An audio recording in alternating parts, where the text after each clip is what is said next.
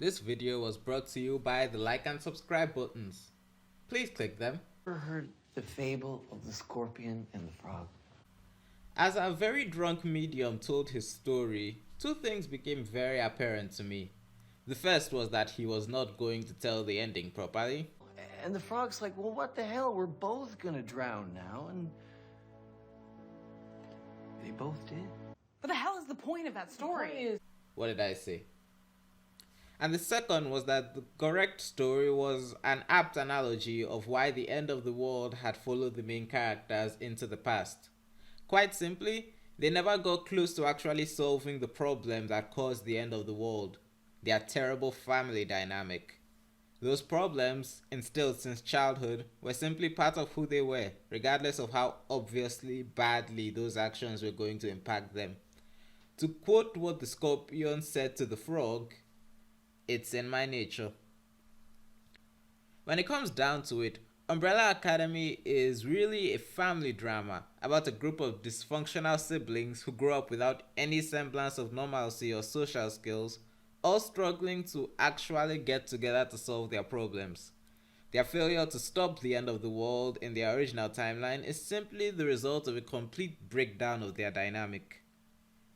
Vanya was only a danger because of how she was treated and perceived by their family, leaving her open to the toxic influences of the first guy who gave her positive attention, and this is consistent. But it's hard to blame these idiots for all their problems because, in the end, they were simply raised that way and are reacting to the world in accordance to that, for better or worse. Basically, if you find yourself annoyed at the characters for their actions, that's kind of the point. What season 2 does is show the different consequences of and manifestations of the inherent flaws in these characters in a new environment, as we're left to wonder if they will succeed this time. Luther, who defined himself by his relationship to his father, almost completely gives up when he finds out he wasted most of his life in an attempt to make him proud, and is given the second most brutal dressing down in the show by the man. I don't care. Now take yourself and the stench of failure that encircles you and get out of my house. Leaving him to wallow in his own shame. He's never really reacted properly to being rejected by those he's structured his life around. And see when he completely destroyed his new life as a boxer simply because the sister he had a crush on had moved on from him, reacting negatively to rejection. It also makes me question how strong this guy actually is. You can stop a missile, but this guy can actually injure you by beating you up. What? In summary, Luther is a guy defined by his dependency on others, and losing those people or the trust he has in those people only has negative effects on him.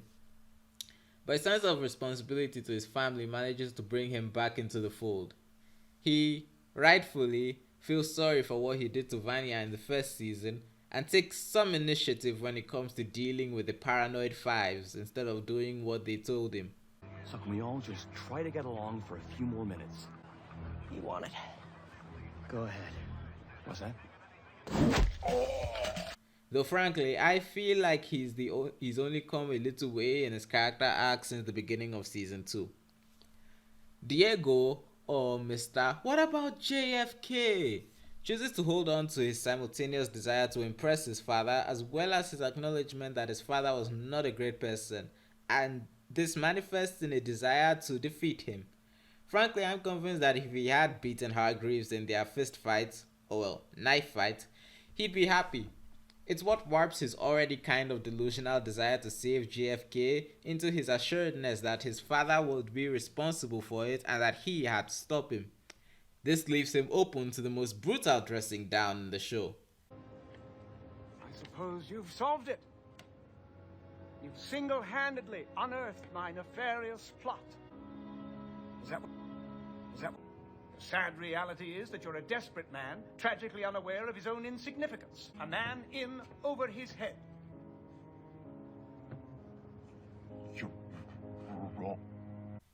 Like seriously, it was painful to watch.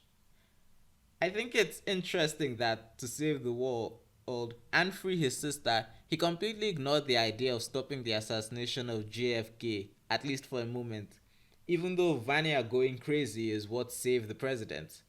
Sure, he still tried to stop Hargreaves, but his development is far from over. And Hargreaves is going to be alive in season 3, so that'll be fun to see. Allison is quite unique in that she had already begun moving on from her bad habits of controlling the lives of others in the first season. Let's just ignore that a major reason for that is because she could easily end the show if she was more open to using her powers. The restraint she shows with basically the ability to mind control anyone despite being a black woman in the civil rights movement is more than most people can brag about. And we get to look into just how vicious she can be when she regresses and makes a man severely burn his hand. Allison? More. I mean, I'm not gonna say he didn't deserve it. Klaus's bad habits also come back in his indulgence, except instead of indulging in his drugs, he now basks in the praise and adoration of his cult, until, like all his other problems, they fail to fill the emptiness in his life and he seeks to escape it. The adoration of the cult might also be something he enjoyed because of his childhood of neglect, but it's still the empty adoration of a bunch of people he's lying to. And this leads to him trying to save one of his greatest genuine connections, the man he fell in love with in the Vietnam War. So he tries to stop David from enlisting, but he, quite predictably, fucks it up. There's also something to say about the parallel of David trying to live up to his family's expectations, in contrast to how Klaus completely gave up on them.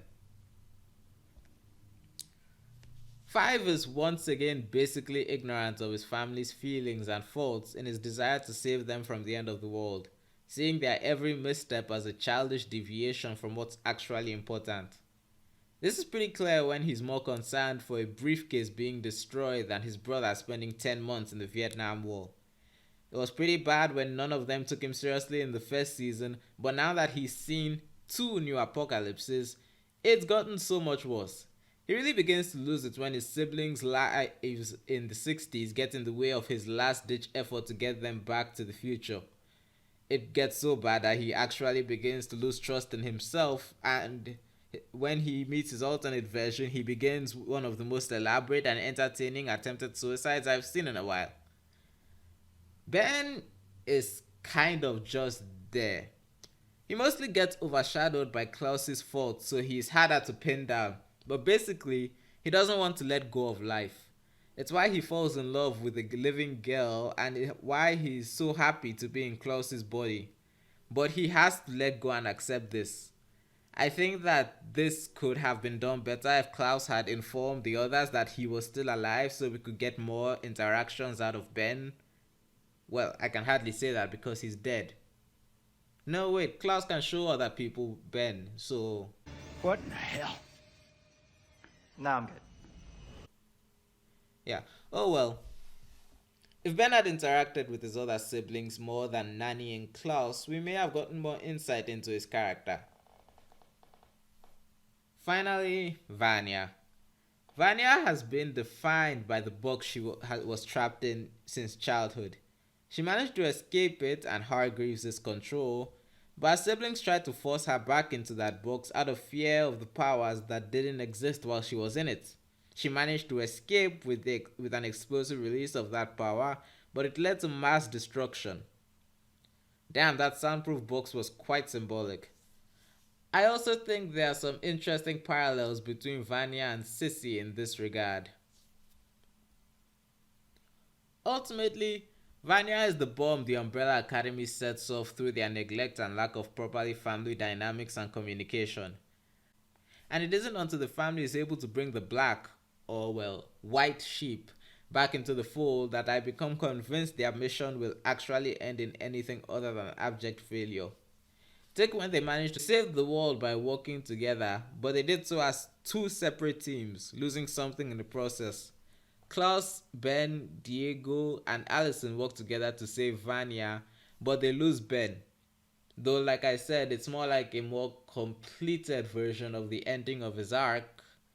unfortunately we didn't really get to see much of that arc. I spent the entire sequence wondering why he wasn't doing anything as his family was getting ragdolled by Vanya's ill-defined powers before he finally strolled into the storm. And Luther and Five managed to beat Younger Five, but they are the smaller team, ergo less people working together, so their failure is a lot more complete, i.e. the briefcase is destroyed. So when Vanya had to save Harlan and everyone brushes her off, I sat back waiting to watch the end of the world happen again, wondering what time period the next season would take place in. I was thus pleasantly surprised to see that they had actually learned their lesson and were going to go out of their way to support each other. Which is great because they would have not been able to win against the Commission if they had been separated. Also, I propose we stop using stormtrooper analogies and begin with commission drones. Very hard. She fights like every one of you commission drones. The truth of the matter is that the world will always end if the Umbrella Academy is unable to come together in a mutually understanding and supportive way. It's what I imagine happened in the nuclear holocaust timeline. Like, really, what happened? They were all so much more powerful than they were at the end of the second season. I mean, Vanya isn't getting captured as a suspected Russian agent without Five's interference, so what happened? On a more serious note, if the Umbrella Academy was better equipped to handle life, the apocalypse would not even be an issue. Just look at the first season. Klaus throws out Hargreaves' research in the search for drugs, the family continues to exclude Vanya, and Luther locks her in a box. Suffering on suffering, caused because at the core of our main characters are incredibly flawed people who were raised horribly, predisposed to make mistakes that, to more collected and better read people, would be obvious. But they just aren't to our gaggle of idiots. So, in summary, the end of the world is Hargreaves' fault, him and his terrible parenting skills.